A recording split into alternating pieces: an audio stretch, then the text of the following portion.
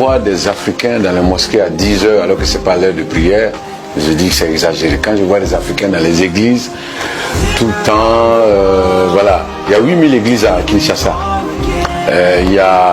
J'ai marché à Abidjan un jour sur 1 kilomètre, il y avait 8 églises et une mosquée, etc. Il y a plus d'églises, il y a plus de lieux de culte en Afrique et d'écoles. Il y a moins de mosquées en France qu'au Mali.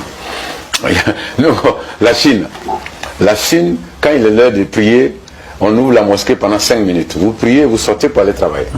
Et donc, moi je pense qu'il y a une organisation à faire, il faut organiser. Le Rwanda l'a fait.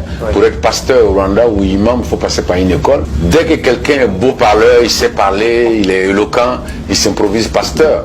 On vous fait espérer qu'en priant, Dieu va vous donner l'argent à la place du travail. Vous avez un problème. Alors vous voyez, le pasteur, il fait des bénédictions pour vous. Votre situation ne change pas, mais lui, sa situation change. Voilà, lui, il revient en 4x4, il est bien, mais vous, pendant des années, vous venez, il fait des prières, ça peut être le pasteur, l'imam ou le marabout, etc.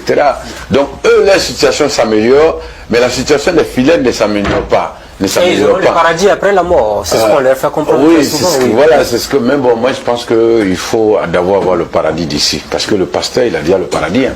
Il roule en 4x4, il est dans une grosse villa, sa femme est bien, ses enfants sont bien, ça c'est un premier paradis, que tout citoyen doit souhaiter avoir, et donc après, le paradis de demain, on le souhaite tous. Le problème c'est qu'il n'y a aucun visiteur qui est venu de là-bas pour nous dire, parce que quand on dit chez les musulmans, quand tu vas mourir, il y a 90 vierges.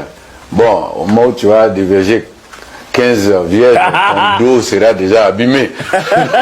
Donc